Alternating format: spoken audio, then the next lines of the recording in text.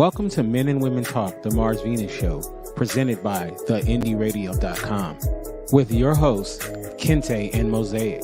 This program hosts a weekly panel of men and women who discuss topics such as dating, the workplace, family, spirituality, cheating, and of course, sex. Monday nights at 6 p.m. Pacific, 9 p.m. Eastern, this show is simulcasted live, audio and video between Facebook and YouTube, which allows listeners all over the world to gather together to tackle challenging relationship issues. And now, here is your host, Mosaic and Kente.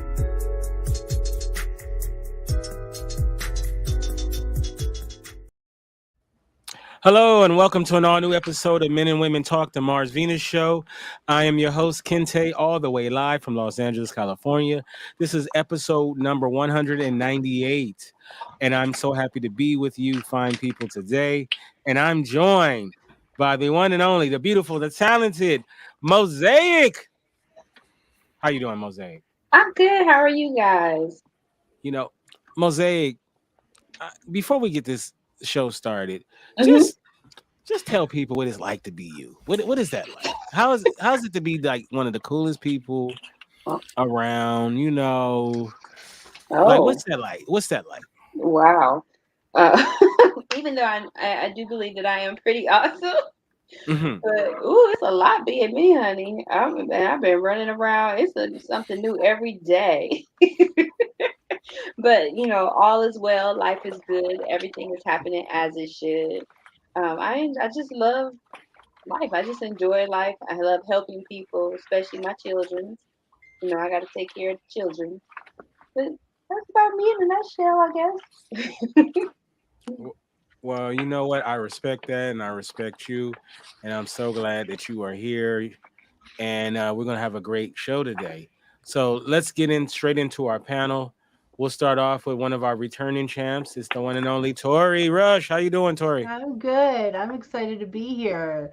Tough conversations. This should be interesting. Yes, we're gonna have some tough conversations, and I'm glad that you're joining us. Also, we have returning Kaya. How you doing, Kaya? Doing great. Trying to beat the heat. Yes, it is. It's pretty hot. We're both in California, so it was hot here, and but you know what? The show will be hot, and the weather will be hot as well. So that's good. And another returning champ is Dr. Amira. How you doing, Dr. Amira? I'm doing wonderfully blessed. All right. How you been? I'm okay. Everything's been copacetic in this hot heat in the hot Kentucky. I feel like my tongue is on fire on the ground, but hey, whatever. And do you have a new grandbaby? Well, since the last time I talked to you, yeah, she's one. However, I have an actual son. I have a 6-year-old. Oh wow! All right, congratulations. Well, thank you. All right. And joining us is another returning champ, Ryan. How you doing, Ryan? It's going all right. How's it going with you? Pretty good. And let me get some business out the way first. Yesterday on the 12th was I'm the youngest, so everybody's older. My brother John, it was his birthday. He's 10 years older than me, so y'all can do the math. And today is his son's birthday. So their birthday's on the 12th and the 13th. Thomas. So happy birthday to Thomas as well. So I want to give them a shout out before we get on with the show. All right. And shout out to Cher in the audience too. All right. So the name of this episode is called Tough Conversations, Difficult Conversations. And sometimes in life, you need to be sat down by somebody you love and you care about, and and really have someone tell you something that maybe you don't want to hear, or definitely that you need to hear. And then there's also many of times where you have to do that yourself with someone you love. And we're going to talk about different scenarios and different things that may come up. I think a good place to start at is sorry. I think I'm coming down a little trees something. before the show, Huh? So you was smoking them trees before the show, huh? You would think, right? That's what's going on. Somebody needs to have a conversation about me stopping, I mean, well, you in California, so getting high. But no, it's not that. It's not that. Okay, so let's talk about in relationships having to have a tough conversation with someone that you love. And we'll start off with you, Dr. Amira. You've been married for quite a while, right? Long enough. Right. Have you ever, without getting too personal, have you ever had to, we've always hear that trope about, hey, honey, we need to talk, which is like, when you hear that as a guy, you're like, oh, Jesus. It's like, it's never, we need to talk. You're just a great husband or boyfriend or whatever. It's always some things we need to improve about ourselves. I said it like I switched it up, so we'll go ahead.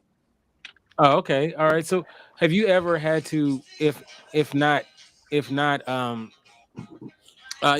getting too specific, or maybe before your husband, ever have to have that conversation where we need to talk about something that's not working for you, and how do you do that in a way that you feel like it would be receptive in the relationship? Well, first, I'm a Taurus and he is a Leo. So they have large egos, first of all. And I must say, now I know a lot of people may be listening to the show and they're like, well, I'm a Leo and I don't have a big ego. You a lie because you lying to yourself.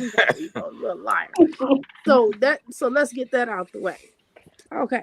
So with that said, is of course I have. I just tell him. I just, I try to say it as nice as I can because he's still a great husband for me, right? He's still doing what he's supposed to do because if he wasn't, he'd be out of here, right? About that. Secondly, so why would I say something, to try to demean him and make him feel less than? No more than I want to be talked to like that. So I just try to say it in the best way possible. But sometimes even in saying something in the best way, sometimes with a Leo, they might not hear you up front and it may take them a couple of days. Sometimes it may take them 2 hours to a week to really get the concept, to really understand what you're saying and really try to revisit what you're saying. And sometimes they try to have a rebuttal or something because they kind of tick for tat. So what has to happen with that Leo, I just kind of let him process. I don't just keep badgering down. I allow him to process it and get it through. And once he comes to, once his ego is lowered, right? Because he has a large ego with his little bitty self. I love him though. but once he gets done with that ego, I chill and I wait for him to come and we talk about it. We go from there and we make some necessary changes, just like I have to do, right? Mm-hmm. Okay. What about you, Kaya?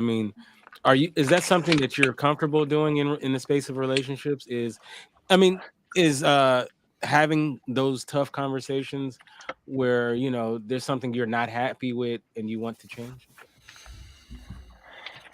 I'm a little hesitant having those tough conversations. And I am a Leo, by the way.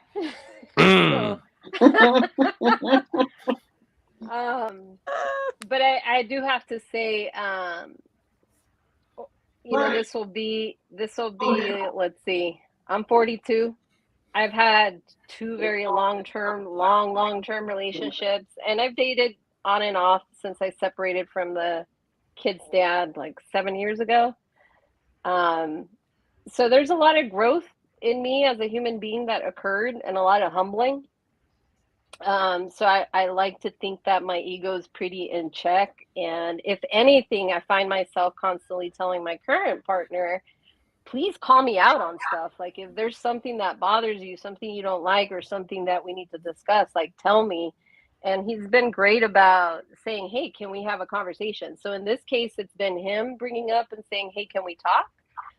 Where I've been the one that's kind of like taken the back seat and just said, I'm okay, right? Like I'm not one to necessarily be like, oh, I got to get in their face and tell them they're doing something wrong. I usually go inward first. So I look at, why is this bothering me? Why is this stressing me? So I look at the why inside first before I speak to my partner about anything. So. Okay. What about you, Tori? Are you open to doing that, or do you wait? Do you find yourself waiting maybe too long before you broach those things? I'm not a healthy communicator at all. It's so toxic. Okay, like the only way we communicate is fighting sometimes, and like that's so sad to say, but like if somebody came to me and said we need to talk, I'm gonna be like I don't know what my anxiety goes up. Like I'm a nervous wreck. Like I think that they're gonna tell me my puppy died or something. I don't know. Like so, I don't know. Like healthy communication is great, and I think that that's a great way of bringing up a subject that you might not want to talk about, but like to talk about it doesn't always go as planned. You know, you don't necessarily always talk about it. Mm-hmm. What about you, Mosaic? So, Do you?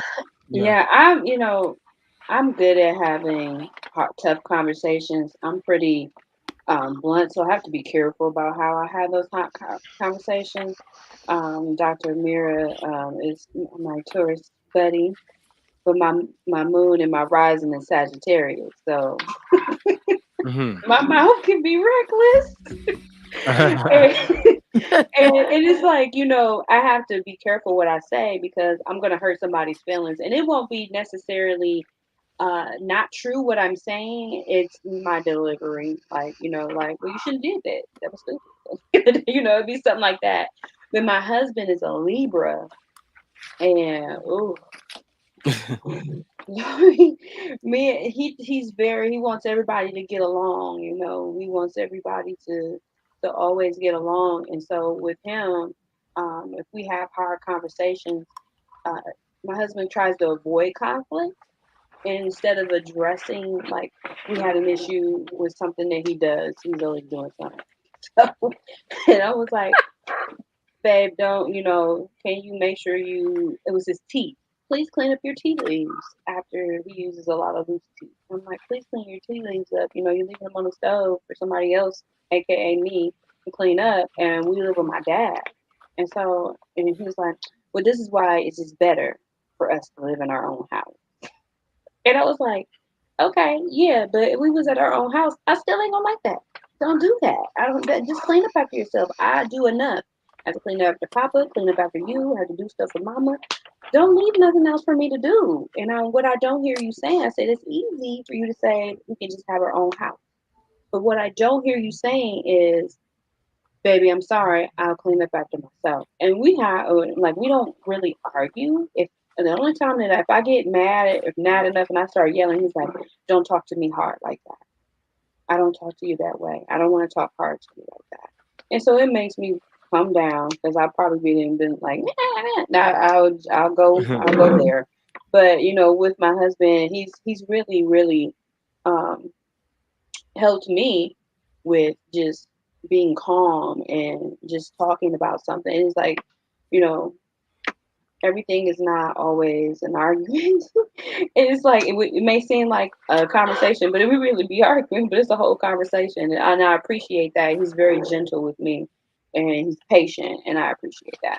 Because I ain't so patient sometimes. Now, I purposely saved Ryan for last because I wanted to get his male perspective. Have you ever, Ryan, told one of your women, we need to talk? There's some stuff you ain't doing right, and I gotta address it. I got addressed it. Oh, you're on mute. Yeah, I've had those conversations, and then I got out of a relationship. But it wasn't like that because I'm neurodivergent, and the last couple years I've been kind of reinforcing that I have dyslexia. But when you do more research on being neurodiverse, there's a lot of things that come along with it. A lot of different disorders, which are technically not disorders, but for me, I need to have that communication because I can't read minds, and I can't read signs, right? You know what I mean? Like I just don't have that ability to be able to process it. So I need to communicate, and and some women don't want to have that conversation, and it's really hard when you're neurodivergent because I'm very literal. So it's really hard to have a conversation when someone is not being literal. So yeah, no, communication's huge for me, and yeah, I do I want to have a conversation. And the last conversation I had, the last relationship I had, I said, let's go to a what do you call those, therapists? Let's go to a couples counselor. And the person ended up going and getting their own therapist and narcissist, and that didn't really help, so we broke up. Okay, I Wow. want to ask this, starting off with Kaya first. I really want to start off with get your opinion. How do you know, like, what's the difference between this is me, take me as I am, or you really got to change? You know what I'm saying? Because sometimes this is who they are and you got to kind of accept that's who they are. But then there's times where no, you need to really change that about yourself. Like, no, that's not something that you should keep. And I'm not talking about something extreme like drug use or something like that, but I mean like just character affects and stuff like that. How do you decide where, okay, that's them, that's who they are, versus no, they really need to change that about themselves? Okay, so I'll I'll bring something up on the court about my current relationship. My boyfriend likes to collect bottles, wine bottles, beer bottles, cans, beer cans, spritzers, seltzers. It doesn't matter. Like if we go out somewhere, to him, it's like, ooh, this one's different than any of the other ones I have.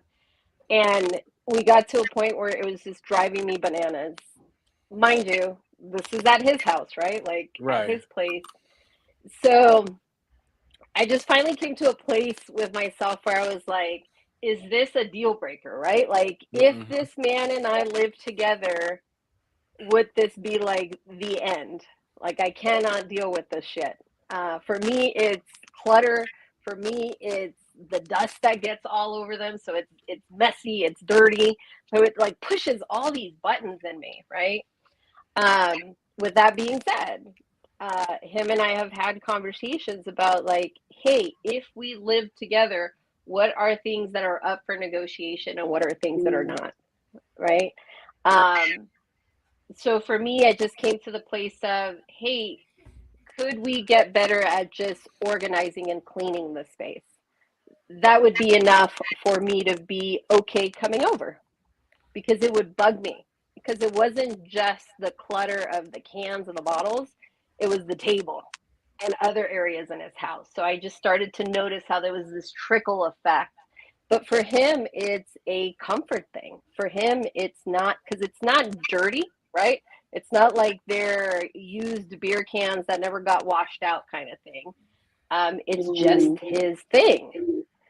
And I think in relationships, you're going to run into situations where your partner has their thing. My last partner loved to collect rocks. And I will tell you that our backyard was full of like obsidian, all these different types of obsidian that I didn't even know existed, and rocks, because that was his thing. So now jumping into this relationship has just become a thing of, is this something that's up for negotiation? Is this something that I'm going to push for to be different? Can we start a conversation about this or not? I love that you said, hey, this doesn't include drugs or this or that, because those would be like things that are not up for negotiation for me in a relationship, right? Right. Luckily, he's been game for saying, okay, how can I make my home more comfortable for you so that when you're here, you feel at home. So to me, that's the sign of someone that wants to keep me around versus somebody that goes, no, this is my stuff.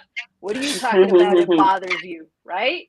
So if a person isn't willing to compromise, I think it's time to look for somebody else. That's just my opinion. You know, I don't know about the bottle thing. I'd be like, if I was dating a woman who collected bottles, I'd be like, really, girl? Like, you know, like I guess that I think you would. I don't know. Would you really find women like that do stuff like that? Like, I don't know, but I don't know if I've ever dated a woman who has a crazy collection type thing besides like shoes and stuff. I mean, that's what you expect though. But I kind of I don't want to make assumptions. I've known Tori for a long time, but you probably got a couple of things that guys would probably be like, really, Tori, do you have to do that? Have you ever had a guy tell you like, Tori, do we have to do that? Like, and because you're kind of, into the nerd culture and stuff, does that ever affect relationships? Sometimes they don't get my love of gore, like they're my horror movie obsession. Like they don't really understand that, or they think I'm a little morbid. But let's see. Oh, apparently I don't listen. So that's been a common theme in all of my relationships. I just don't listen. So, there's that. But other than that, there's really nothing that too weird I do. I don't collect rocks. I used to collect rocks, but then I grew up.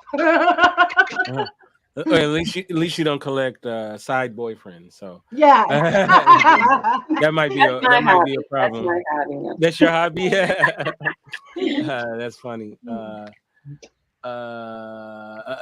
Yeah, that's funny. Sorry about that. This screen is tripping. All right, so there is a tough question that sometimes comes up in relationships. And so we're going to start off with the relationships, and then we're going to get to other aspects because I really want to get people's opinions on something, and you can tell me if I was crazy for addressing something with somebody. But see, Kinte, somebody just said they collect wine bottles. See? Oh, huh. And there's a lot of people that do that, or they collect the corks. Oh, wow. Right, and she put flowers in it. Oh, okay. Well, I guess that's cool. She put flowers in it. I visited an ex-boyfriend, and I noticed he had all these cork from the wine bottles, and he had dates on them. And we're talking like hundreds of them. And I was like, what's up with the corks? And he said it just one day he started with like a couple, and then eventually it just turned into he wrote the dates on every single cork bottle that either he was at a restaurant or at home that he collected, and he has them in these vases, and it looks nice and pretty. Like, my thing is make it organized. I can't deal with it useful. I can't deal with the clutter. Make it pretty. Now, there is a conversation that's tough for men and women to address in the space of relationship. Sex. If you're not happy with the sex or the frequency or the actual experience, it's tough for some people to have the conversation with their mate, or to because they may love the person, but it's not happening for them, and that's a tough conversation. And so I don't know if has anybody ever had have to have that conversation with someone. And was it go ahead. Yes, my ex. I'm not gonna say what kind of ex he was, because if he go back and look at this, he may be offended. He is a Facebook friend. We have I go there. I almost said that, but anyway, not my current husband. Now, I busted myself out. Anyway, I don't care.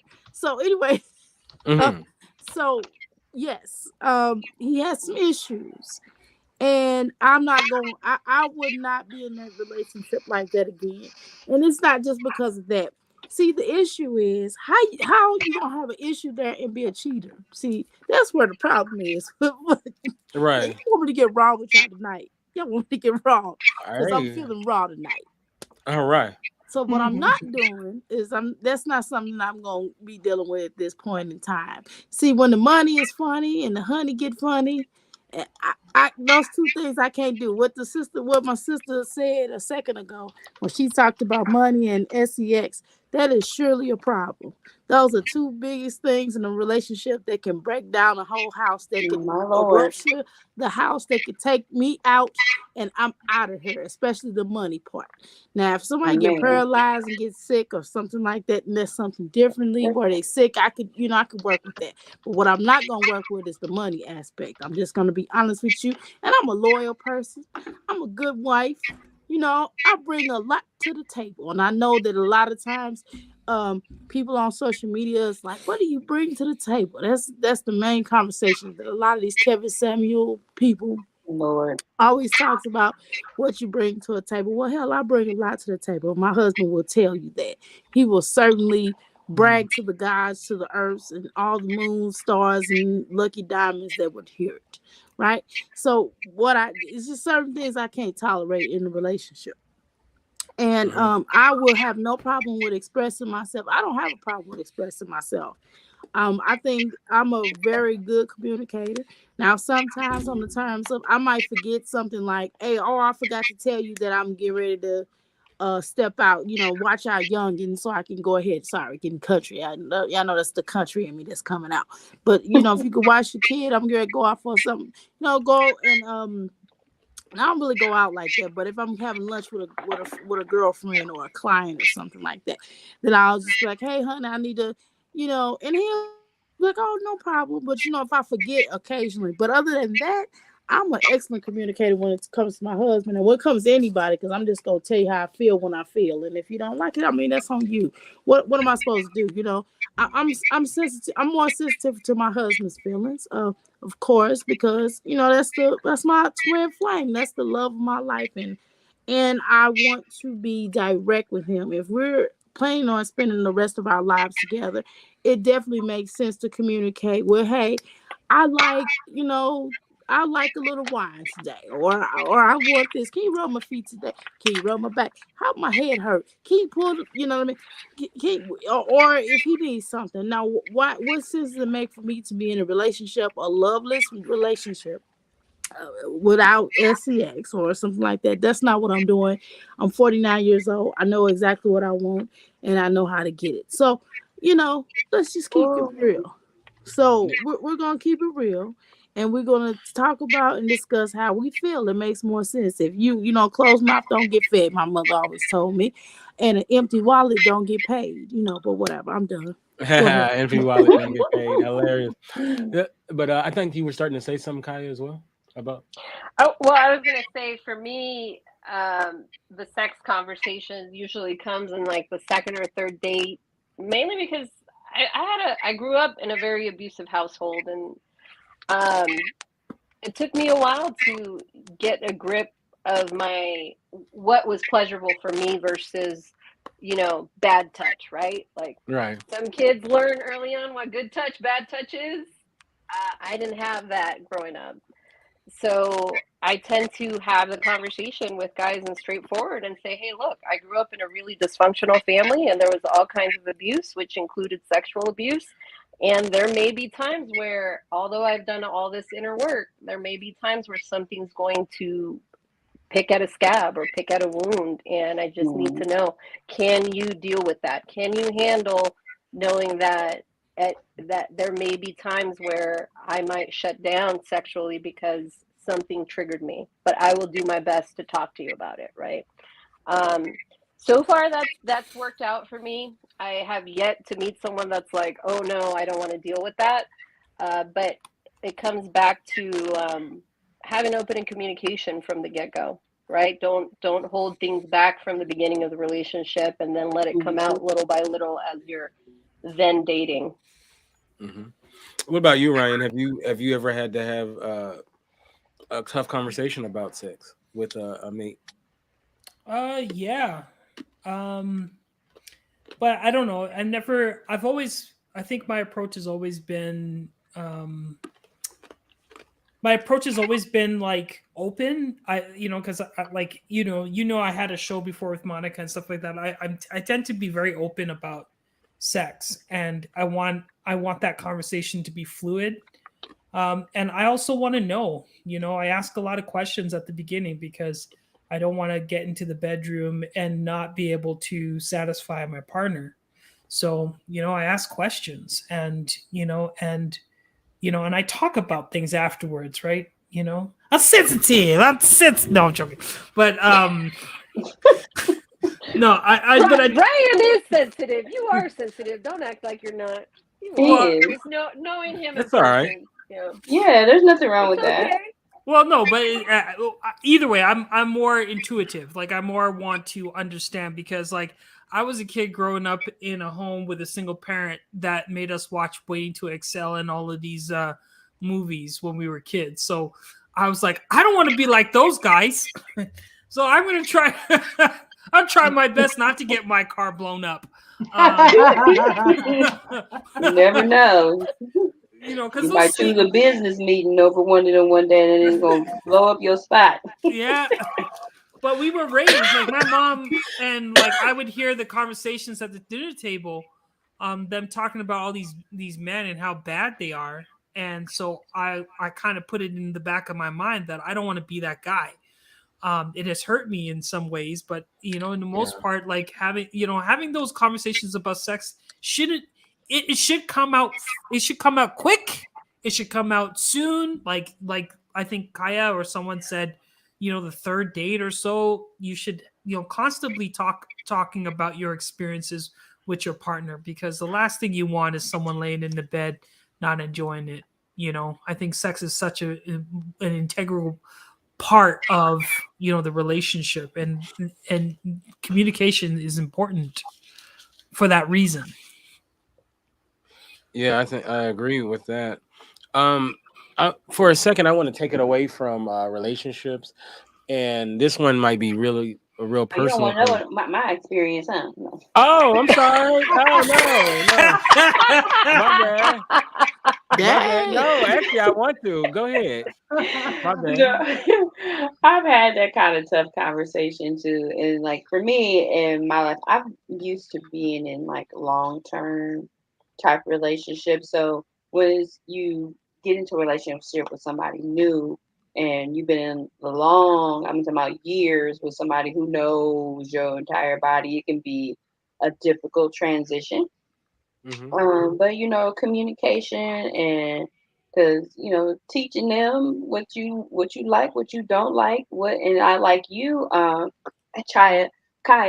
I've had some sexual abuse, so there's certain things you can't do to me that made me go in a straight fight or flight. So and I have to have those conversations because they're triggering to me, and I don't want to be like flip out on you, like, and I'm like get away from me, get off of me. And you don't know why this is happening. So I think if you have open, honest communication with your partner, I think that it can go over well. It's just that, like, some guys, they might feel like they the ultimate lover. You be like, dude, you weren't doing nothing. Right. Man, show off and be doing nothing. Now, okay, so now this one's kind of tough. It can be tough. Has anyone ever had to have a tough conversation with their mama or their daddy? Yes. Where it was almost where you had to have a role reversal, where you was the parent, and like that. Now that one can be pretty difficult. Does anyone want to share? I mean, you don't have to share the details, but just kind of let me break down. Okay, I gotta tell you all this. This is weird. Okay, first of all, my daddy thinks I'm a boy. Okay, okay. I just want everybody to know my father, when he went to adopt me, he wanted a little boy, and instead he long story short, they wind up picking this little girl. So, I had quite experience. My mother would want me to buy me a Barbie doll. She'd buy me a Barbie doll, but of course I had to have that Tonka truck to put the Barbie doll in, okay? So that's my whole life, okay? Anyway, so my mother passed probably about 4 years ago, okay? My mother who raised me, because when y'all gonna hear me say mother raised me, y'all gonna hear mother who my bio mom. So you're gonna hear two different mothers. You're gonna hear two different fathers. Okay. So just get, I'm adopted. Okay. Anyway, so my father, because my mother passed, my father likes, the ladies. Okay. First of all, he discussed their personal lives with me, and he has a young tender that's my father's in his 80s. He's in his 80s, y'all. He has one woman that's probably close to his age, and then he has one that's probably in her middle 50s. Okay. So, someone asked him in front of me, and I don't know why they felt like asking him in front of me that. They was like, well, what you do with her? He said, I'm going to play with her. And I just looked and I said, oh my God, please. And he just talks and he just says, he calls her, what do you call chicken heads? I'm like, Daddy, we don't refer to women as chicken heads. He said, well, she my chicken head. So, yes, he does not care. Who says romance is dead? He said he ain't paying no bills, but he will give gifts. He give good gifts, but not paying bills. And they can't move in, and he's not marrying. So I'm okay with that because I don't want them eating up my inheritance. But the point is, but however, the point is, my father always has these conversations with me. I could call him like, Daddy, how you doing? He'd be like, I'm doing fine. I don't want to say her name because she might be listening. Who knows? We're gonna call her Rachel. We're gonna call her Rachel.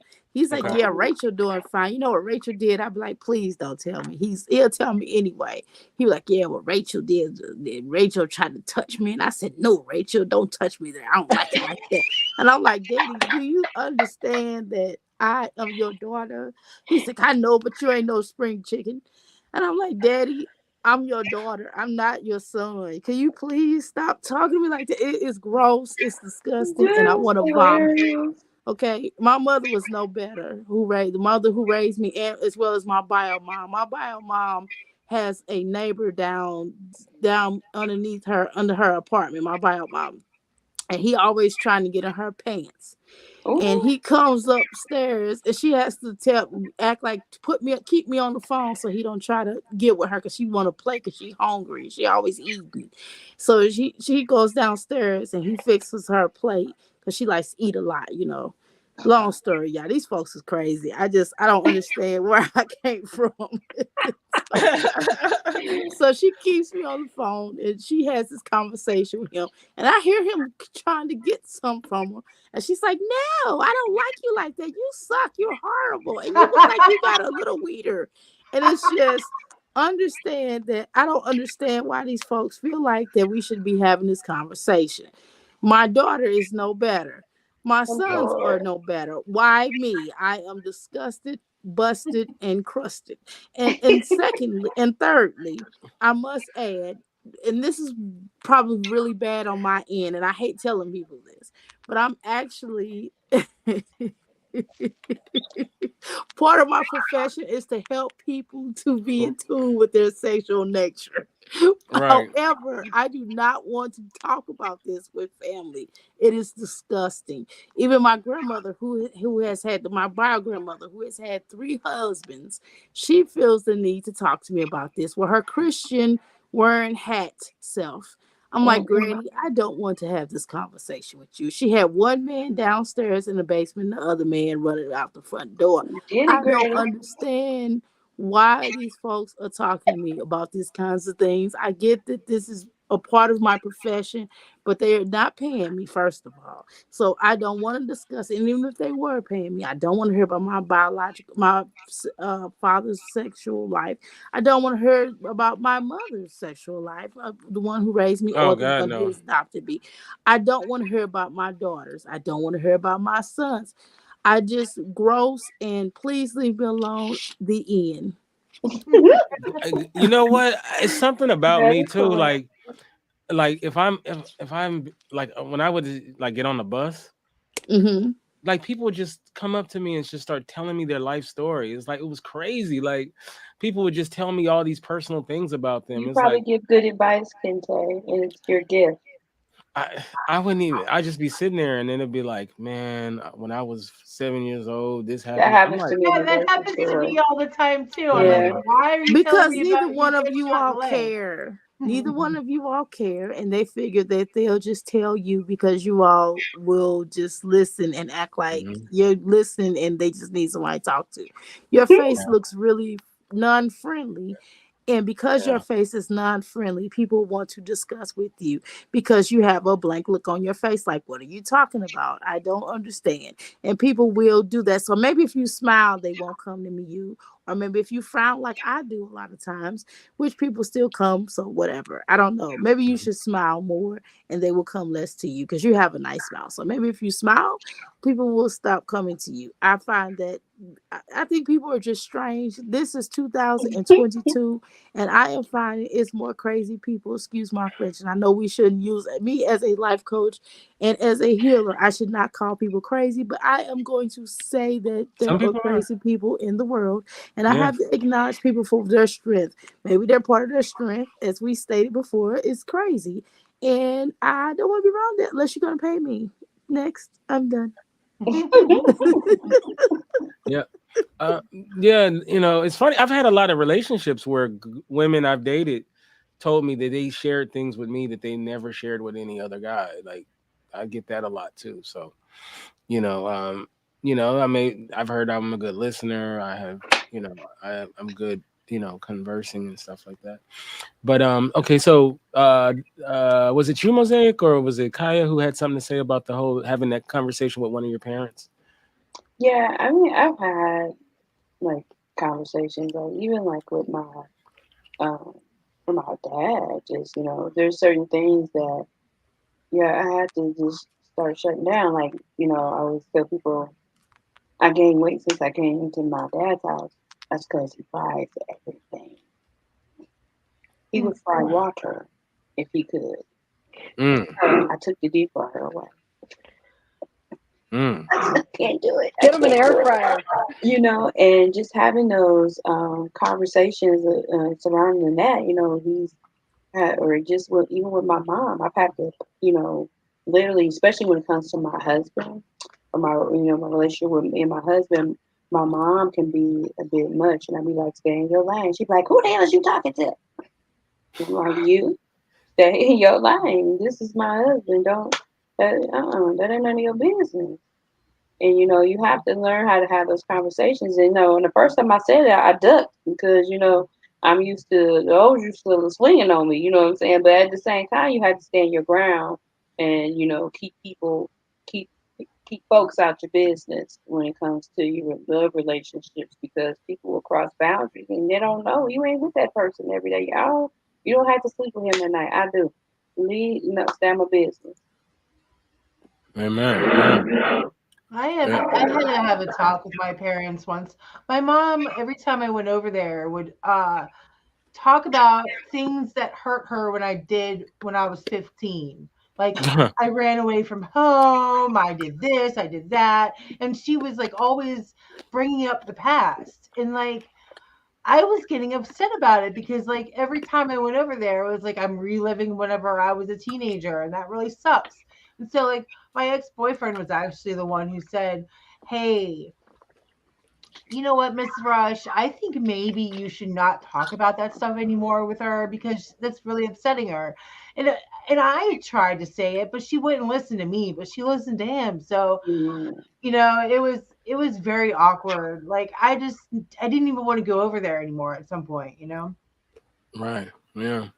What about you, Ryan? Have you ever had to have conversations like that with father figures or mom or and you're on mute too?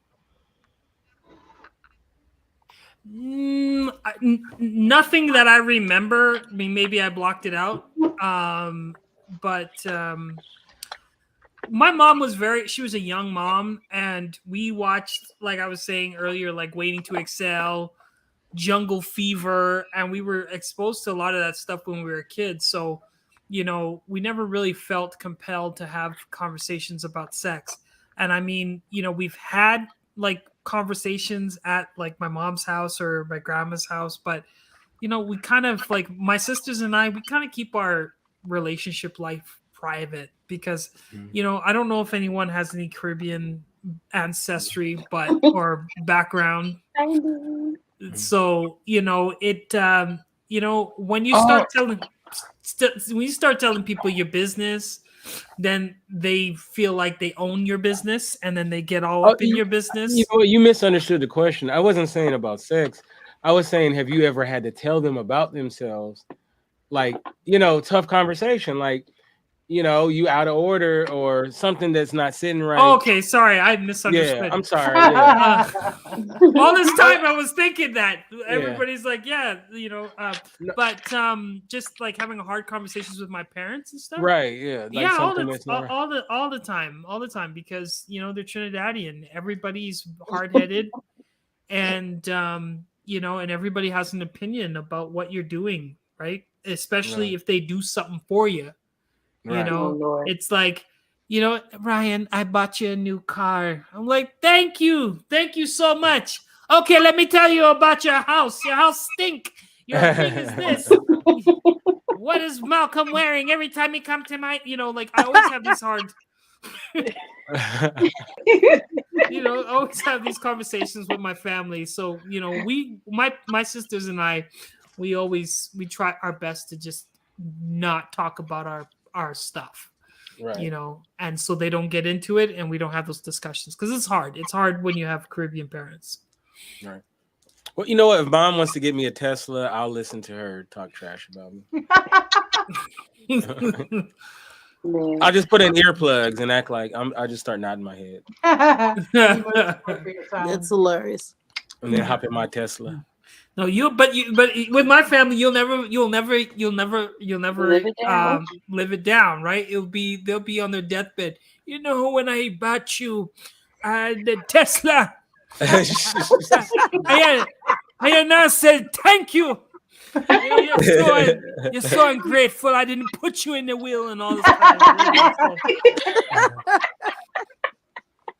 I have an aunt that's literally like that, but it could be something as simple. She could have gave you earrings when you were 5 years old, and she'll be like, "You're 12," and she's like, "Well, I never see you wear those earrings." Like, the hell? I was like, because TT like those earrings are ugly, and I'm not putting them on my ear, and that was 1,000 years ago. I had to have a tough conversation with her as a kid. Like, she would buy me Barbie dolls. I was not a Barbie girl. I was a Cabbage Patch doll kid. And so she was like, I bought you Barbies and I never see you play with them. And I was like, Auntie, I really didn't want to hurt your feelings, but I don't like Barbie. And she was like, you wouldn't have hurt my feelings. I was like, I like Cabbage Patch dolls. And I had 26 of them through my time. So I love Cabbage Patch dolls. I was like, yeah, I don't really like Barbie. That's Sharice. My cousin Sharice likes Barbie. You should say Barbie was a thief. Yeah. She ain't here. Barbie wasn't cheap. It was not cheap back then either. So how many of you ladies had to tell a guy that you guys were going out, and then you're like, dang, you're gonna wear that? Oh, I'm the queen of that. Oh, I never said that. No. I do not like a man that cannot dress. I'm sorry. I would. My husband knows. Like, even he's a quirky dresser. My husband can dress really well, but sometimes he'll put something. I'll be like, get on by. Look. He's like, what? What's wrong? I'm like, you gonna wear those shoes with that? And he's like, you don't like my shoes? No. And then he's so self-conscious about it because he wants to look the best anyway. He would go back upstairs and change his shoes and come down like 5 different shoes and be like, okay, which ones? Typical Libra. But I can't stand, if a man has on dirty shoes, no. Be like, look at his shoes. Do you ever? But I'm from Michigan. I need men that dress well. Do you ever tell a guy like, wow, we're gonna wear that shirt? Yeah, like no. Do you ever do that, Kai? Right. Well, I was gonna say, so when I met the guy that I'm dating, the first couple of times we went out, he was wearing a dress shirt and a tie and like, and jeans, like dressy, sporty kind of thing, right?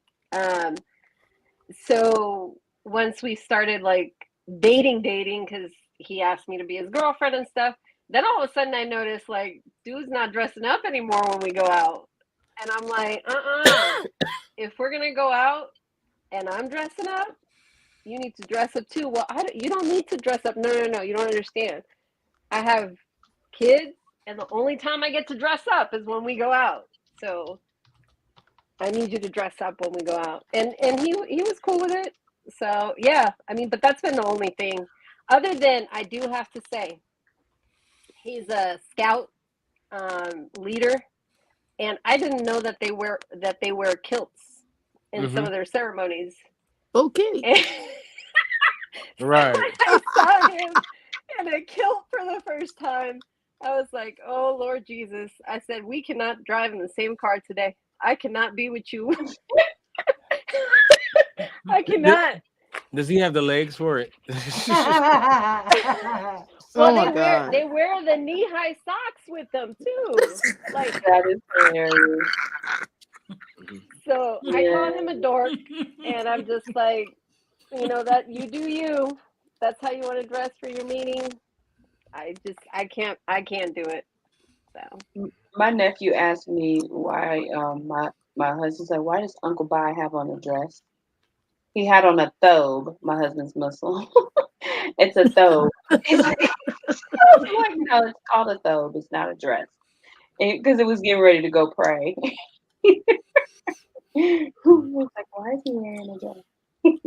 All right. So here's a scenario. Wait a minute, Kente. Now you skipped over us. Now my bad. I felt like you were gonna hop in if you had something. Go ahead. I'm sorry. Do you ever do that to your man? Oh my God. Okay. Well, first of all, let me show y'all. Let's. She's like, can I Stop right? I can't even get it out right. All right, I'm a little off today. Okay, I'm not. Right, so I can't even get it out. Sorry. I'm soldiering through for. Well, listen. First of all, my husband. Okay, please understand that I love my husband very, very much, and I will give him a kidney. Okay, a half a kidney. A half a kidney. A half a kidney. I give him my neighbor's kidney. Right, and I love him that much. Now here's the issue. Here was the issue we just had this conversation a little while ago. Now my husband, he used to wear suits. Well, to understand my husband's background, he used to wear suits all the time, professionally, leisurely, and things like that. So since he's gotten into a different field, right? He now wears work uniforms, khaki pants, shirt, and then on the weekend, of course, he's gonna put on his graphic t-shirt and some pants and some khaki pants. So he looks like he's still at work, okay? I'm like, sweetheart, I love you so much. Your eyes are so light brown and they are so handsome. And you make me so happy. The best husband and man a woman could ever want. Can you stop wearing your damn work uniform and embarrassing the family like that? He even have his badge in his pocket, y'all. I was like, baby, no. Be ready. I'm like, no, here I'm all dressed up. Our son is dressed up. You know what I mean? We all going out for family. So I try to hint to him originally around Christmas time.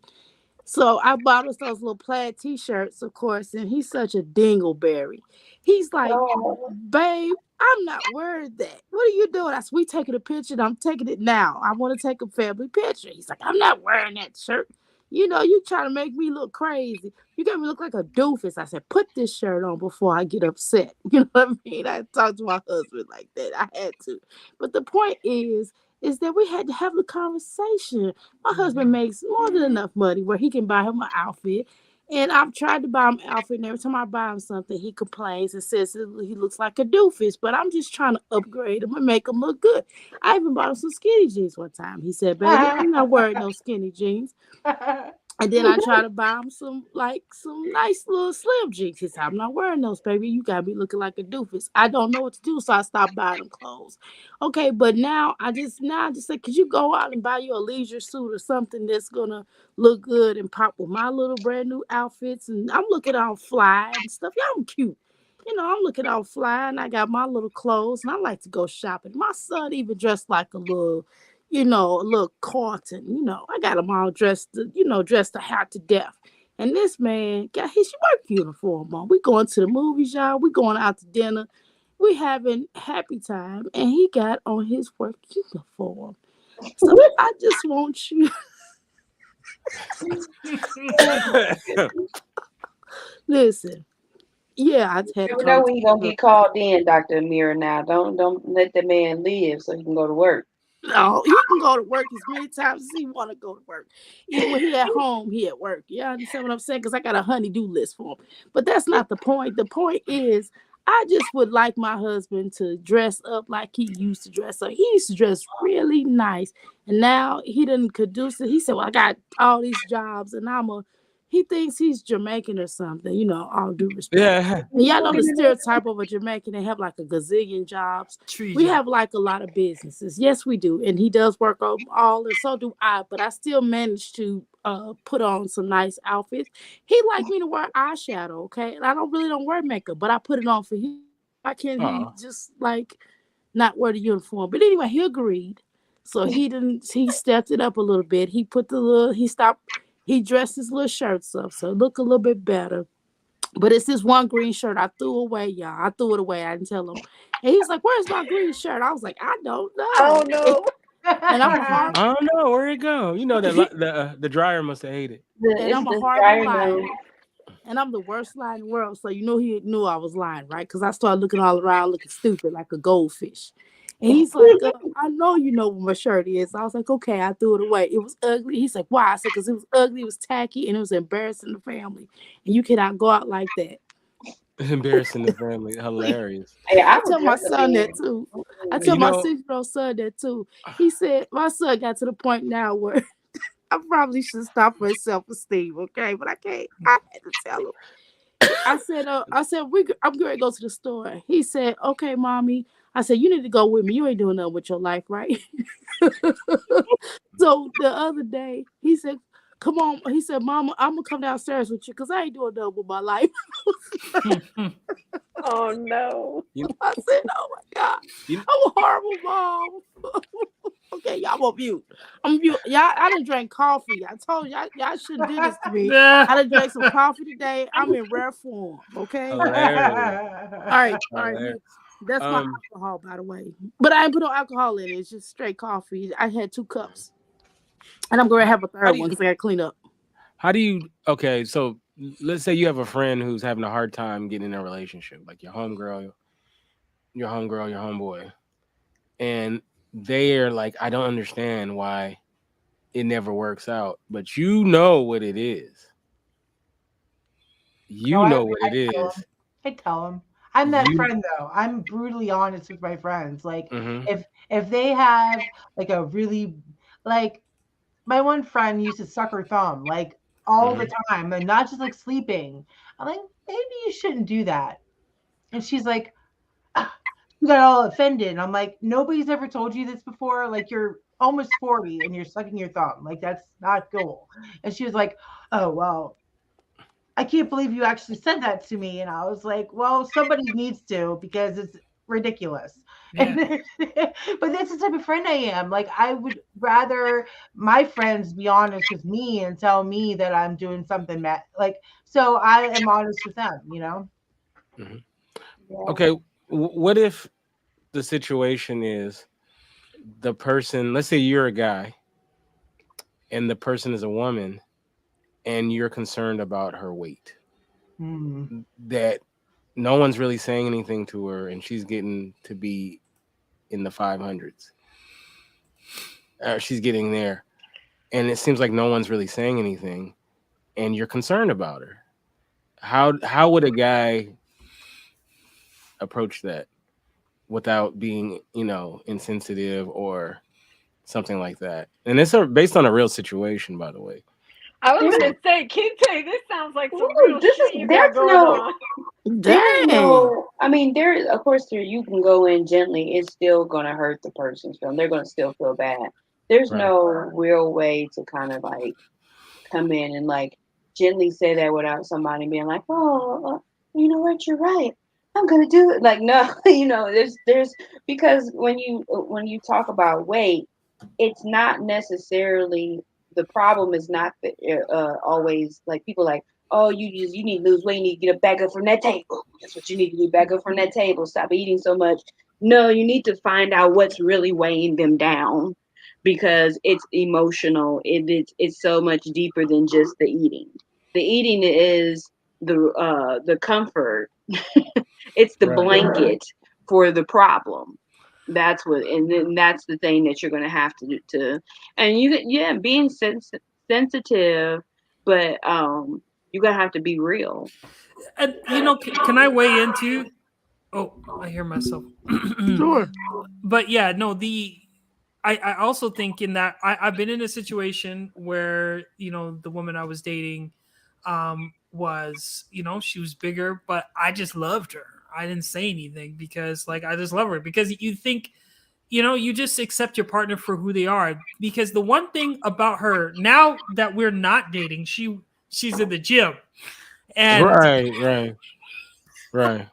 She got somebody motivated her. It wasn't you. She's pushing, doing her thing, and should have got all polished. She's getting all worked up and going hiking and stuff like that. And and she told me this when I dated, and I said, I always love you. It didn't matter if you had, if you were overweight or you didn't, because that's the thing, is that we need to understand is that the person has to realize it on their own, and they have to change. If you fully love that person, you'll stick by them no matter what they look like, and you can't really bring that conversation because they got to be motivated for themselves. What? I was like 200 pounds before I changed my diet. And my come to Jesus moment was when I tried to bend over to tie my shoes, and I'm like, and I couldn't breathe. And then my friend saw me, and he was working at the gym, and he's like, "Hey, Ryan, what's going on?" And I'm like, "God damn."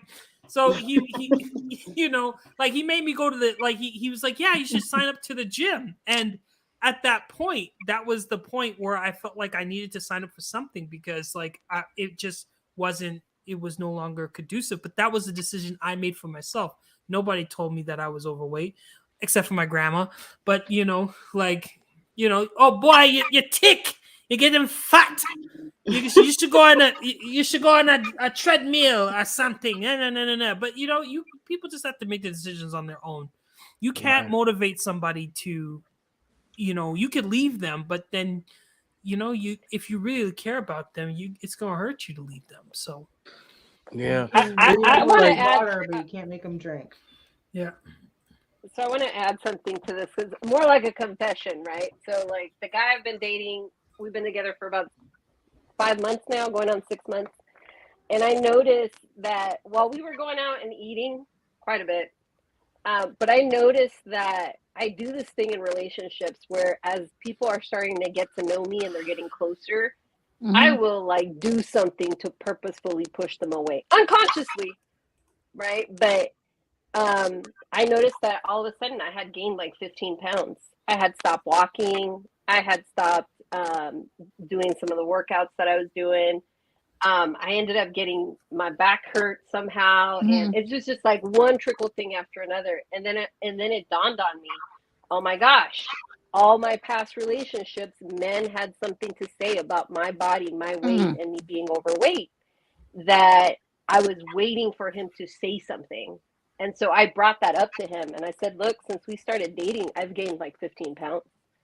And for him, and here's where I'm going, holy crap, I'm in a mature relationship, because it turned into a conversation of, how can I support you to start walking again? What can we do together? What is it that you need from me so that you get back to doing the things that you were doing before, or doing something different, active? And that was like the most refreshing thing that could have happened. And then something clicked in my head, and I was like, you know what? I figured it out. I do this to push people away. Me gaining weight was just me going, hey, is this person going to fully accept me, whether I'm 200 pounds or I'm 100 pounds, right? And when that was spoken out loud, it gave space for me to go, okay, let me get back to doing what I know works for me to keep my weight in check. What do you guys know that what's that the big pretzel place that's in all the all the malls, Auntie Annie's or something like yeah, that place. So I was in line at Auntie Annie's, right? I have no idea what that is, but go ahead. So it's the big pretzels. The pretzels. The pretzels in the mall. Pretzels at the mall. Okay. Yeah, in the mall. Pretzels. Yeah. Okay.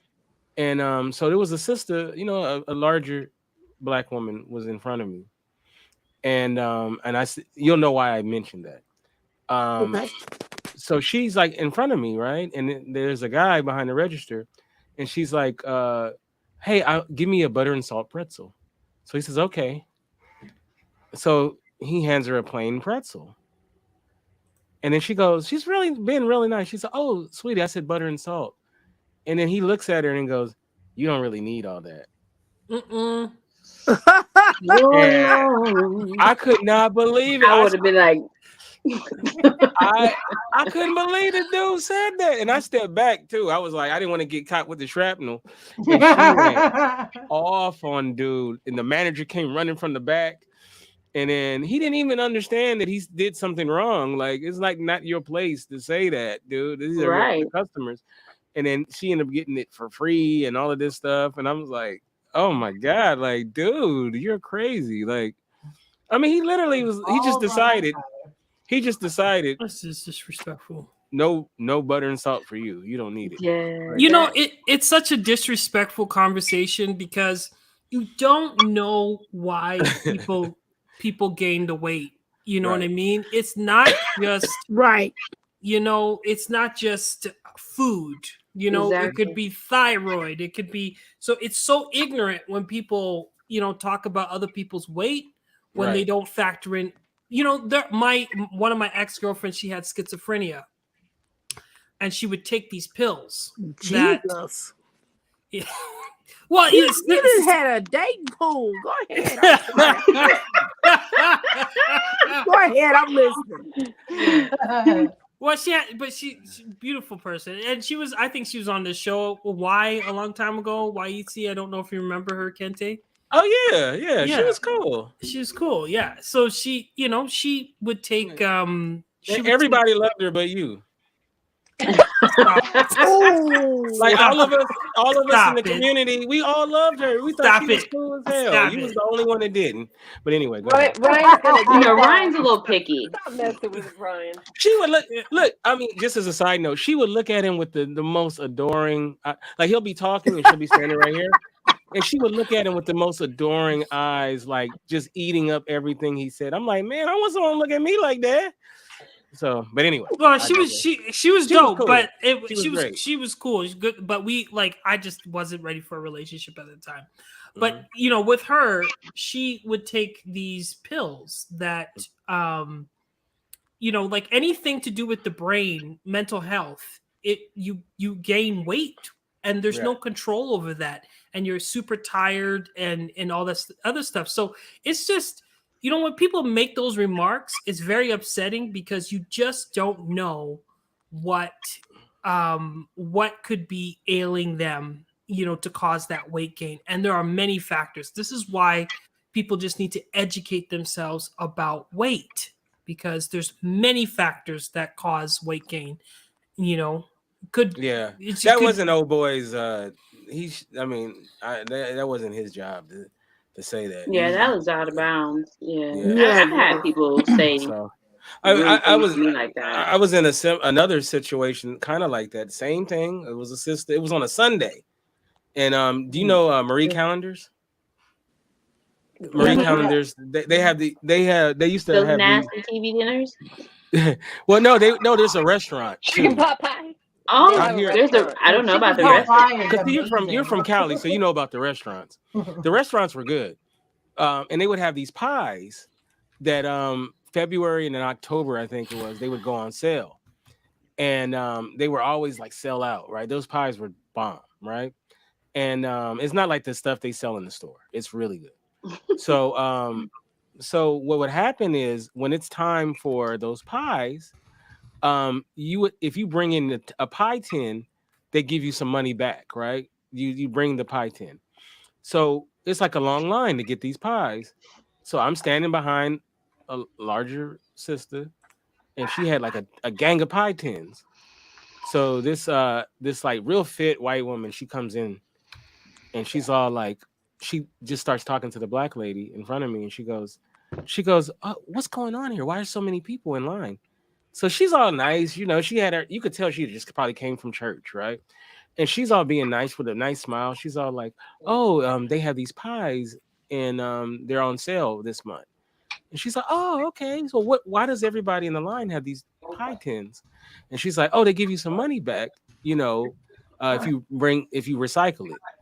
And then she looked at all of her pie tins and she says, you must eat a lot of pie.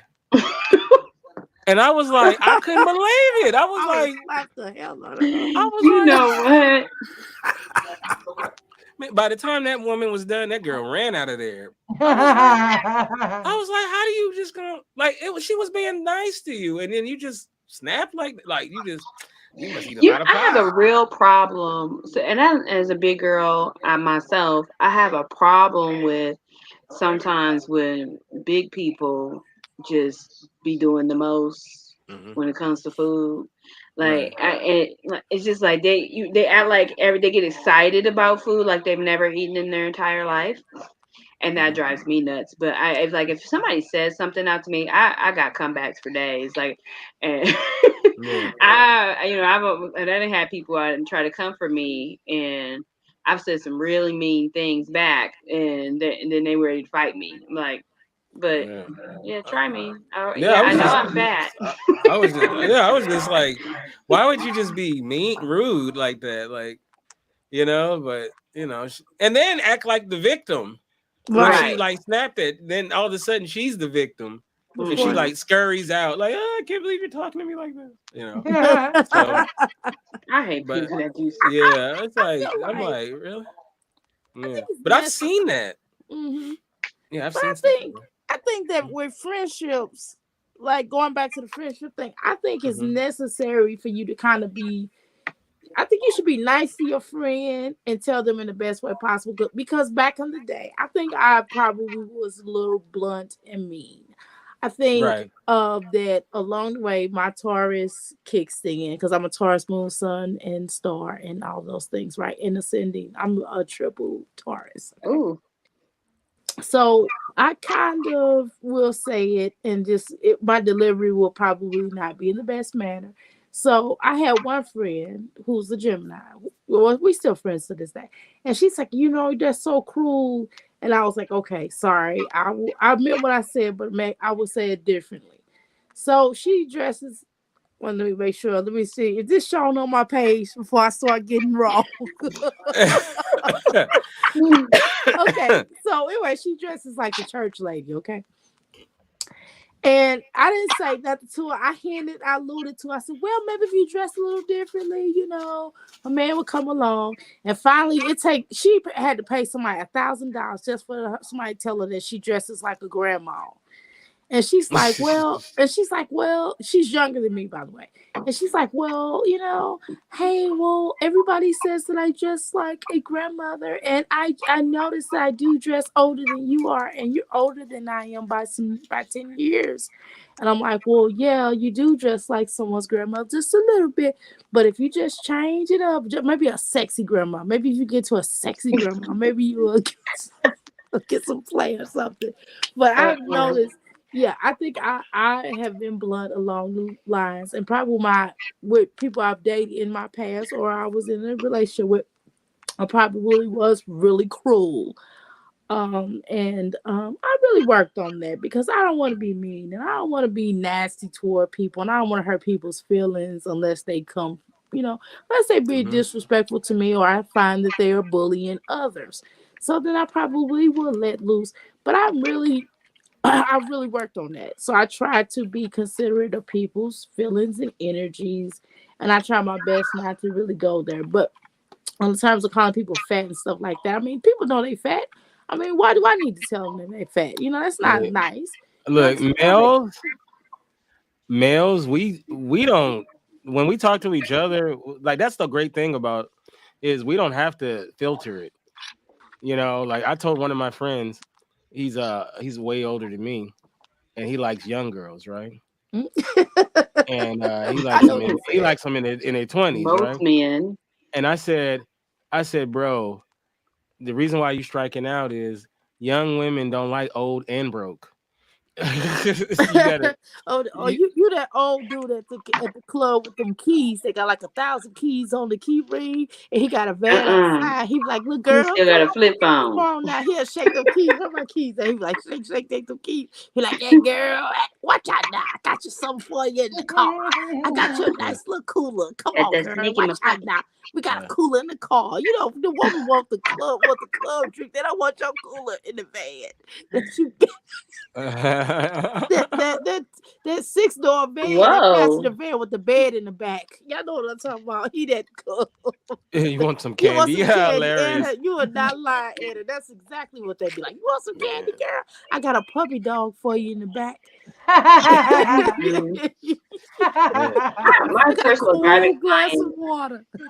My personal driving client is 46, and he likes some young girls. But he's got money. He's a rich guy, and so when he's out with these women, he wants them to do what he wants them to do. And I'm like, and he doesn't come across it. But he's like, I don't understand why she's upset because you're being an asshole, Kevin.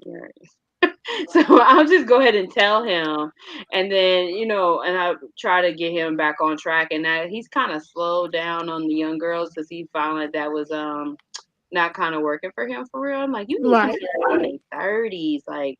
You need some, and then he drinks a lot too. So I'm like, oh wow, you have to get that together. Like, It's embarrassing. I'm saying my father embarrasses me.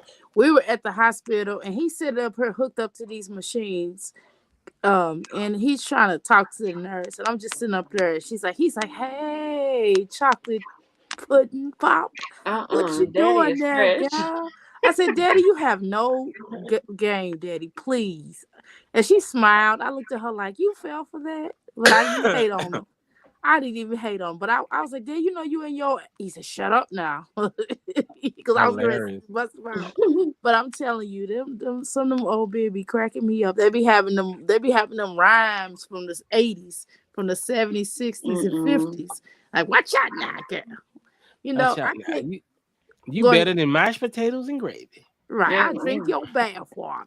Oh, hell no. I've had somebody say that, like, you dirty now. You the reason why the depression ended. Right. You know what? Are you tired? Because you've been running through my mind all day long. No. If this club is the meat market, you'd be the prime rib. If there must be. I hope you didn't use none of them lines on Renee. Yes, he did. Oh man, I use it all the time, and it works every time. My husband told me this. He an old man in a young man little body.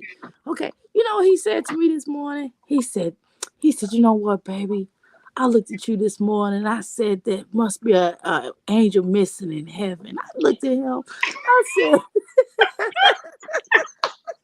He always said corny stuff like that every day. I just be like, I was like, I don't know how we ended up together. Because he always said, when I first got with him, he said, "You want to be my revolutionary queen?" I said, "What would I get with you when you said old crappy stuff like that, boy?" I'm telling you, my husband act like one of them old men with the keys. I said, "I have to check your key." He do have a whole bunch of keys on his ring.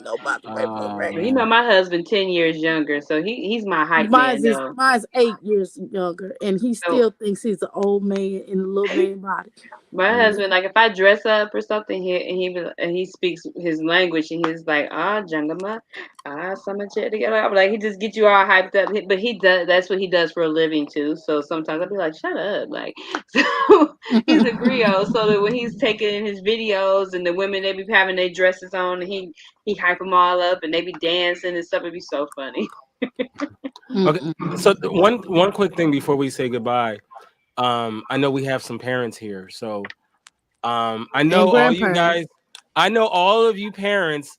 Kids are perfect angels who never do anything wrong. This joker probably still up listening. But go ahead. But let's just say in this alternate universe where they don't do everything they're supposed to do. How is it having those tough conversations? I mean, obviously, if you come in too late or something like that, then that's something you address.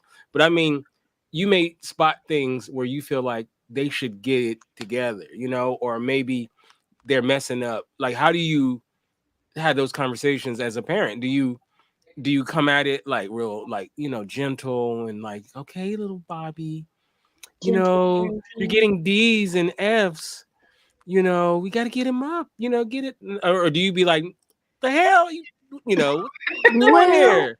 I'm kind of blunt. Go ahead. I'm blunt about it. I'm like, I'll make fun of them sometimes, like, oh, you know, like, just, it's not like I'm being mean, but like, you know, I'm just taunting them a little bit so they understand that, you know, get your shit together, you know? Right. Right. I mean, it'd be like, this report card's worse than when I was your age. Yeah. So what about you, Kaya?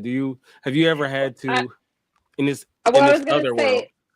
Like, right, in the alternate universe where they actually behave and listen versus what it is here. So I have to say, like, I have 3 kids right now. One's out of the house. She's living in Los Angeles. She's 21, and she's very much living the 21-year-old life in LA, right? So with her lately, I've just kind of taken a back seat and just accepted that she's no longer under my roof. And it's not my business unless she wants to have a conversation about it, right? Unless it's like do or die. Like Kinte, we spoke earlier about me coming on, and I said to you, hey, heads up, I'm looking for a place to move my kid out of the hood because she got held at gunpoint. And we have to have a conversation about that. Right? Like, and this was a couple of months ago, and she was like, I'm okay, I'm fine. She didn't call me the night that it happened. She's staying at my mom's house, right? So she's living at grandma's. That gives me a little bit of peace. My mom didn't call me. Nobody called to inform me that this had happened. So about 3 days later, I find out that this went down. I lost my shit. And I wouldn't too. Instead of calling and cursing my kid out, though, I was like, if that happened to me, why wouldn't I call my mom? And a couple of things went through my mind. I'd be scared about what my mom was going to say. I was probably doing something I shouldn't have been doing, and I don't want to tell my mama about it, right? So a lot of scenarios went through my mind before I spoke to her. And when we did finally have the conversation and all of it came out in the light, we just talked about safety and making smarter choices. Because she's 21. What else am I going to do other than treat her at the age that she's at? She wants to be an adult. It's time to treat her like an adult, right? Now, the 2 younger ones that are in my household right now are 13 and 14. I have some heart-to-heart conversations with these kids very, very, very often. I'm not the type of parent that like is constantly going, what are you watching? Who are you talking to? I do take their phones every now and then, or computers, tablets, and just randomly check who are you talking to. I know their passwords, that type of stuff. But at the end of the day, I think the running theme of everything we've talked about is what is your communication like with the people that you're supposedly having these tough conversations with? I think that's what it boils down to. So we have open communication. With that being said, I have my mama moments where I'm like, okay, this is TMI moment for me. You do not need to talk to me with slang. You do not need to talk to me cursing. You do not need to talk to mama this way. Show some respect. And then we talk about what is respectful and what is not. Because sometimes they'll think we're besties and I try to be their friend, but there's that line of parent and child, and I got to remind them, I'm here to be your parent until the day you leave this house. My job is to make sure that you're the best human being possible once you're out of my care. That I know with my eyes closed that you're going to be okay. So yeah, I'll end with that. You do look like her sister, though. I mean, if you ever see the picture them together, I mean, it looks. I thought it was her sister. I was like, Girl told me she wanted a stripper at her 21st birthday, and I said, all right. So we ended up at a group birthday type of situation, and I was like, okay, did that satisfy your need for wanting to have a stripper at your birthday? She's like, okay, yes, because we were both present at this like group birthday situation that we had happen. So once again, communication, right? And what's appropriate age level wise. Would I do it? Would I do it again? No, it was uncomfortable for me. I had never been to a strip show. I didn't need to see women stripping. Oh, it was a woman? Oh yeah. It was women. She wanted to go to see. I don't want to see them either. I want to see the men. I don't want to see the men or the women. Let's just especially the men now. But at the end of the day, it checked the box off for her, right? Like she wanted to experience that, and for some weird reason, she wanted to do it together. And I was like, all right, I'm game. I'm willing to try it once. Let's go. Maybe that's what's wrong with me and my mom's relationship. We never went to a strip show together. I don't want to go to a strip show. Finally figured it out. But let me call her after the show. Oh my God, no. So no, don't do it. Anyway, so I find myself so I'm in between households. I'm not really in between households, but let me break it down for you what I mean by that. So I have a 32-year-old. I have the other two jokers in their late 20s. Okay, so that's what I got going on. Then I got a 6-year-old. So who act like the grownest out of all of them is that 6-year-old. Okay. Right. So I mean, he's more mature than he not a clean up better than all of them. Okay. And I legitimately find myself having to tell him because he's been with us probably about a year and some change. So he still thinks he is my daddy. I don't know where that came from. He came in thinking he was my daddy, right? So I still have to kind of work that out. So in the beginning, it was like, Nathaniel, can you please do such and such for mommy? Because you're going through that probationary period, right? Then once the papers were in, once the judge was like signed on the dotted line, I was like, boy, you don't get in here and go do what I said do. What I'm saying? And he's like, you're yelling at me for because you're not listening to me. You didn't hear me the first time. That's what took me so long to get on here, by the way.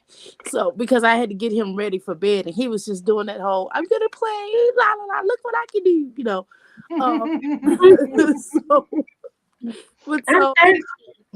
right out there, yeah, like boy, you don't already drank something. I don't have time to be waking you up to go take you to the bathroom. But honestly, I do find that I have to mix it up. Some days, I might get a little firm with my tone, and the other days I'm like, hey, can you go and do this? And he's like, oh yes, mommy, I'll go do this. You know what I mean? So he'll do stuff like that. So he's a good kid, but we still working on the boundaries. We're still working on certain things that, we didn't get past the little line, So now we're working on the boundaries. So every so many months we have to find a new thing, a new trigger for him that we have to work through. You know what I mean? But he's a good kid. And then I have grandchildren, by the way. I have 5 grandchildren. I have a 14-year-old grandchild, which is brutally honest because he's autistic. So, and he's a smart autistic. I don't know what function level, where they call that, but he reads like a goat. Okay, he reads like better than I do, right? However, he will really express himself in a way that I don't know. I can't do anything but shake my head and laugh. I'm supposed to, as a grandparent, be like, boy, that's not nice to say. But I don't know. I remember one time we went over to someone's house and he was like, you know what? He's like, hi, nice to meet you. You need to clean your house up. It's really nasty in here. You are filthy. I can't. Grandma, can we go? Granny, I'm ready to go now. This is unacceptable. Oh wow. So I just laughed. I mean, what am I supposed to do? I'm grandma. Yeah. I'm not mama. I just kind of laughed and said, well, he's not lying, but anyway, have a nice day. And we left, But again, I'm granny, you know what I mean? So it's a little differently. And I got grandchildren all the way from 14 all the way to 4, 5, 3, and 2. I mean, what was it? 4, 5, 3, 2, and 1. Yeah, so that's kind of where my energy is. So it's something to deal with the children, especially children nowadays. We're dealing with a whole nother can of apple seed cider of children, and they are very unique within their own realm. And so I find myself having conversations with my children, as well as because I come from old school raising of children where they don't ask questions, and now my son asks me all kind of questions, and now I'm kind of like, well, But this is the why? reason why. Yes, and I'm explaining. I back in the day, because I said so. That's why you say my other children. Now it's Because I like said so. Yeah, that's what I used to now. get on. Now it's like, oh, because if you touch that, you will burn yourself. If you do this, then this will happen to you. Be like, oh, that would happen to me. So he'll reiterate to himself. So I'm on a different. I don't know. Help. I mean, what am I supposed to say? I mean, help. Y'all help me. Help. Okay. I think, and then they want me to watch their children sometimes. I can't watch him and watch their other bad children. I'm just going to tell you. And I know we're not supposed to say that children are bad, but my grandchildren are bad. Okay. That 14-year-old got a mouth. But the other 2, the other 3, the other 4, I think I'm under siege. And I give an example. I went to a water park with them because of the youngest one's birthday. And I walked over there with the water, with the little water park. And I'm like, hey, y'all, guys, you having a great time? Is everybody having a good time? He was like, yeah. I turned my back, they wet me up with the water. They towed me up with all that water. And I Set had you my up. cute clothes on. I mean, y'all had my cute clothes on, okay? So I just, and my son helped them, okay? My baby. This is my baby. This is the golden child. And he wet me up as well. Hey, Aaron. So what's up, Aaron? the point I'm trying to say is this is a whole nother situation, y'all. I don't know. What am I supposed to do, y'all? These children are a nuisance. Well, what's funny about kids is I've seen it where there'll be a room full of adults and there's some tension, right? People are upset, and then somebody will come by with a kid under a year old. Mm-hmm. And that kid will just totally change. Yeah, they do everything. Everybody's all of a sudden the people that were mad are doing the goo goo gaga, face and everything, Mm-hmm. and everybody is just so happy to see this child. And then unfortunately, sometimes you give that kid another year, and they're 2. And everybody ain't doing that no more. And then the kid comes, and you're like, oh God, this kid. Like it's funny how it changes. Like in a year, it could potentially change in a year. Where working with kids is a trip. As I work with 18 to 24-year-olds, they're a trip. But I love it when they bring their babies. That's my favorite time. But my nieces and nephews, like they know when they were Auntie Keisha. It's not, I'm fun, but I'm also stern. Like and then I tell people when they come to my house with their children, I got a friend, she lets her kids do anything. I'm like, no, you can't touch that. That's not, And he's like, well, you can't have kids get you, and they got stuff. You got stuff. You have to. I don't like, but this is my house. Wait a minute, it's stuff in life they can't touch, and they gonna touch it in my house. I don't get what they do with yours, but over here, no, I don't invite people over to my house. Oh, boundaries, clear consequences. My nephew hey, if you jump on my couch, Paw Patrol is going off. Right. Paw Patrol is going out the window. It's off, and it's not no. You better sit down. Didn't I tell you? You jumping on the couch? It makes I better did. I don't care. You can choices. cry till your heart fall out. I don't care. I'm not. I just don't. I don't negotiate with terrorists. Hilarious.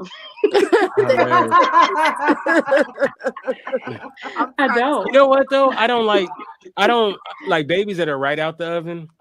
I Right out the oven. like I don't really They're like my the favorite. whole babies that are like infants like born. I mean, unless it was mine, but I'd be like, I let everybody else do it. They too delicate.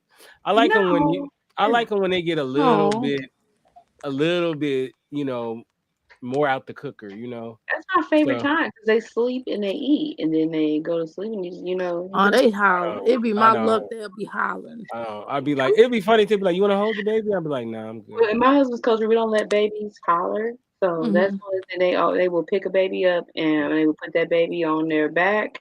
Well, no, they don't let babies cry. And I've kind of adopted that. I'm like, because if they're crying, they need some comfort, Exactly. a change, or some food. Like my, you guys probably seen my little nephew who's 10 months, and like he's like the perfect age. I can throw him around and, you know, wrestle with him and stuff like that. So, like, yeah, you know, I win all the time too, by the way. But of course, you went to that little Joker Grove and start beating you. But I know, right? Yeah. When I get old, and he's like, yeah, now who's in? I'm gonna kick you in the knees. And then my son hates to lose, so he's like, "You cheating? How about cheating? I just want to play the game better." I don't let kids win. My nephew. I don't either. I don't understand the big deal. Like, they bragging about his little 6 little teeth. I was like, I got more than that. Right. Big deal. I do that to kids too. I'm Yeah. like, Oh, really? like, you can stand up on your own. Ooh. Yeah, I can do that. I'm a horrible winner. I tell I can my do son. that. Can you moonwalk though? Oh no, Right. can't do it. I tell my son, step your game up. You lost, loser, and he'll be like, "I'm not losing. I say, loser. And then I called my nephew last week. I was like, we had his PlayStation 4, and he was like, "You want to play?" I said, "Yeah." So let's play Mortal Kombat. I'm about to beat you down. He was like, "You're so funny, Auntie Keisha." Oh, I am. No mercy. I finish him. Get over here. Right. He did not want to play with me no more. I was like, he's like, "Dad, you keep winning." He was like, "You shouldn't have played with her." Like, I'm like, I used to kick his butt. Like, what are you talking about? I'm different with girls than little girls and boys. Like, I know it's caveman thinking, but if the boy scrapes his knee, I'm like, get up, come on. If my little niece, if my little niece, like if one of my little nieces got like a paper cut, I'm like, get the first aid kit, get a gurney. I'm like, look, my nephew's like their leg is hanging off, and it's like, come on. You still gotta show something. Like, are you okay? My little niece though, something happened to my niece. It's like, oh my God, no, we gotta something has to happen, you know. Call the doctor. My 12-year-old yesterday ended up with like 2 tiny little splinters walking around barefoot for whatever reason. So I take the first one out, and about 30 minutes later, she's like, "I have another splinter." And she's like, "Mom, what do people do when they get older and they get splinters?" And I'm like, "They deal with it the damn selves. Right now, you're getting babied, so enjoy it." No, But I get my tell husband to kids, get mine's out. I don't know about that part. I am crying like a baby. Like, I'll be my husband. I hate splinters because it's so hard to get out. It's a dumb concept. Like, why is there a splinter here? That's like the dumbest concept. So much? And then it ends up going too far in, and you're like, oh man, it's just dumb. Like, why? I mean, but I'm just saying, ditching our own gender bias. Prone. So I mean, I done tripped. I done broke 3 toes a couple years ago. I done burnt myself. I mean, I tripped. I bumped. I hit my head on the washing machine. I'm always having these types of accidents, but that's another conversation. But I found out. But I found out in being adopted that like everybody, all the women in my family have accidents. My grandmother fell down the steps and had her black eyes on her. She had two black Oh. guys. My bio mom, she got out the tub and busted her ribs like recently. Like we're always having these kinds of accidents, so I think that's kind of normal. But the point is, I'm trying to say, splinters are dumb. Like Yeah. Yeah, they are a little The dumb. point is, splinters Look, are dumb. I agree. I agree with Cher. She says ditching our gender bias is essential these days, but I'm not going to do it. I'm going to baby my nieces more than I do my nephews. I'm sorry, and that's just what it is. So, you know, You just don't want to, Kente. You have to address. I'm me. I'm like I can't help it. All right, I feel like they need to get up. Man, When I was your you age, can get when up, I but was they your legs age, hanging off. You can be like, oh, you can still console them a little bit. I was like, when I was your age, I had my arm blown off like RoboCop. Yeah. You know what? And I just sewed it back on myself. My son And would you get probably, your hurt. mama probably gave you some tussing. My son would get hurt, and I'd be like, "Is there any blood? No, then you're good." I had a cousin. She would fall, and she fell one time, and she hurt herself. She's like, seeing blood, and was like, like, shut up. Yeah. Like, you weren't even crying until you seen blood. Yeah, I mean, you know, that's just how it is, you know. And the boys are fine; they're all living. You know, they're all good. We survived. I am like if a boy, you fall and hit your head, because I had a bunch of nephews. So like on the side of my stairs, you could climb up the railing, like on the side, it's like a little bit of the edge of the stair. And I'm like, you're gonna fall if you do that. So one day he did fall and he hit his head on the side of the couch. And I was like, oh, are you okay? And he was like, I'm okay. You told me I would hit my head. And it took everything in me not to laugh. And I was like, I did tell you that. Please don't do that again. Because Yeah, guys, no, we got to go to the hospital. We ain't going. yeah, if they bust their head open, then of course I will, you know, I'll get the first aid kit or take them to the hospital or something. But like something like they just fall off their bike. I'm like, come get up. You know, quit your blood clot. still a big Quit your believer, blood clot Kente, crying. boys and girls, we gotta make our kids a little tougher. I did 1 year of working with out here they call them IEP students.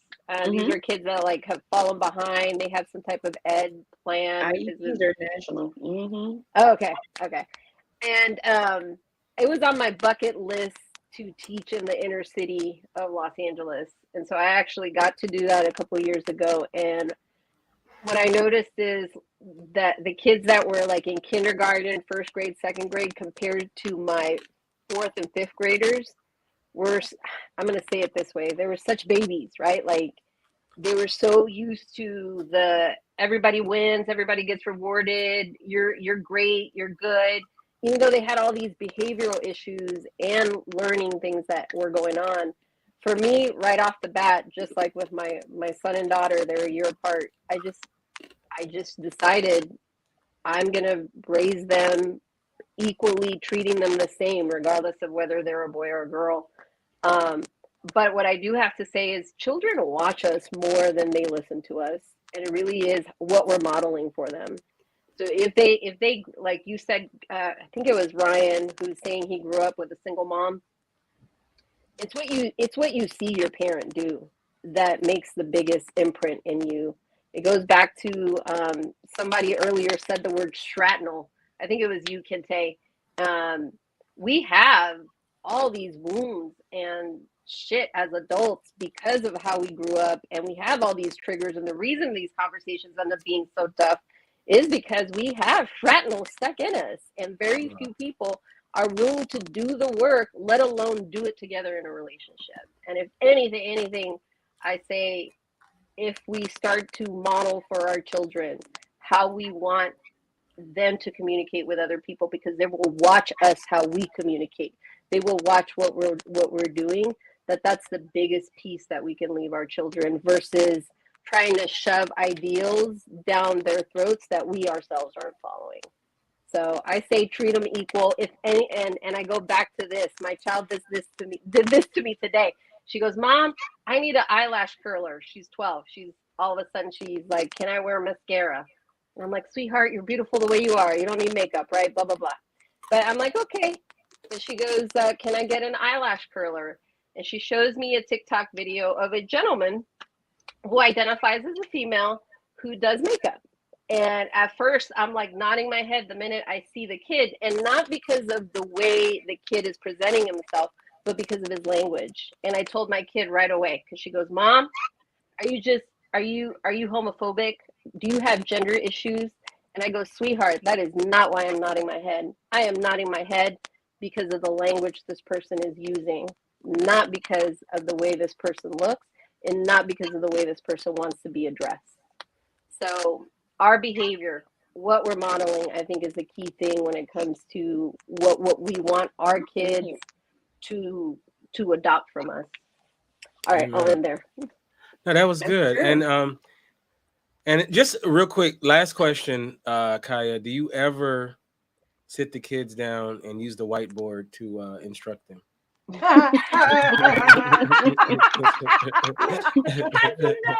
I did a whole post, I think it was last year or 2 years ago, how I'm obsessed with dry erase boards and dry erase markers. Like it's there's one in the kitchen, there's one in my bedroom, there's one in the kids' bedroom. Like, yeah, I'm obsessed with them. The kids will never know not what they need to do. Not know to clean this room. They'll tell me, write it on the board, Mom. If I just say it to them, they're like, write it on the board. So this year I've started telling them, I want you to write it, or send me a text summarizing what you think I told you you're supposed to be doing. Level up. Yeah. Hey, you know what? If you want to have that tough conversation with your mate about sex, get you a whiteboard. Do an outline of your body and be like, here's good. There's good. That no good. No good. That's the danger zone. Indoor, we don't want to go do there. not go in the outdoor. And on that note, I want to thank you guys. This was a great panel. I guess we lost Dr. Amira. You can, I'll just quickly, if she doesn't come back before we say goodbye. Wait, where's my thing at? Give me one second. Excuse me. No, I'm not smoking weed. Dr. Amira is on Instagram at Dr. Ask Coach, ASK Coach, not Ask Coach, but Ask Coach. So we will start off with Tori. How can we get you in social media, and what should we be on the lookout for, Tori? You can catch me every Friday night for my show called The Infectious Geek. You can get it on my Facebook. I stream live every Friday night at 9 p.m. This week, we're going to be interviewing a director and an author. His name is Joshua Brucker, and he seems to be really interesting. So stay tuned for that. Every Wednesday, I join Kinte and another couple of our friends as we watch pilots of TV shows, and then we review them. And this week is Battlestar Galactica. No, it's next week. It's next week because we're off this week. Yeah. Oh, we're still off. I'm having because I'm having a family thing. Oh, okay. All right. Well, then next week. Well, that's exciting too. Yeah. And then every Thursday night at 8:30, I join Jen and we talk about a movie and we pair it with food. It's called the Movie Potluck. All right. I love it. And let me ask one question, Tori. Did you ever wear a Bumblebee outfit for Halloween? No. No? Okay. No. All right. Kaya, how can we get you on social media? You can find me online by going to Kaya Lopez Live on all social media platforms, Twitter, Instagram, LinkedIn, Facebook, yada, yada, yada. And can we say Kaya is one of the most busiest ladies. This is a pleasure to have her on as well. And this lady's always got her fingers in so many pies, man. And thank you so much for joining us. It was always great to get you. I think you're a pretty cool person. So, and then let's go to Ryan. How can we get you, Ryan, in social media? And you're on mute. And what should we be on the lookout for? Yeah, just check me out at Sabian Academy, or no, Dr. Sabi Academy on TikTok and Calibrated Dyslexia on TikTok. All right. Okay. And Mosaic, how can we get you? You can find me on Instagram, and Clubhouse at Mosaic Star, on Twitter at Mosaic. That's where you can find me. All right. And you can get me at Kente F on Twitter, Kente Ferguson on Instagram. And of course, the website is the indyradio.com. That's the indyradio.com. We're having issues with our link to iTunes, and I'm trying to fix that out. It was the catcher we were using is, I don't know, something going on with it. So I'm switching to another one. So it might be down for a little bit, but you still can get us on the website, and you can get us on SoundCloud and a bunch of other places, and of course YouTube and Facebook. But that's going on. I won't be on this week for pilot season, but we'll be back, as Tori said, the following week, and we're going to be doing Battlestar Galactica, the pilot, and talk about that. And we're actually going to be off next week for Mars Venus. So we'll be back the following week. But it'll be, this is episode 198. So we're getting close to our 200th episode. So I'm very excited about that. Yeah. So with that said, you guys have a great rest of your week, and God bless you. Oh, hey, it's the husband. It's my husband. His ears was probably ringing, you know. When He come downstairs. He's just like, "What are you doing?" Yeah, you guys have a great rest of your week, and God bless.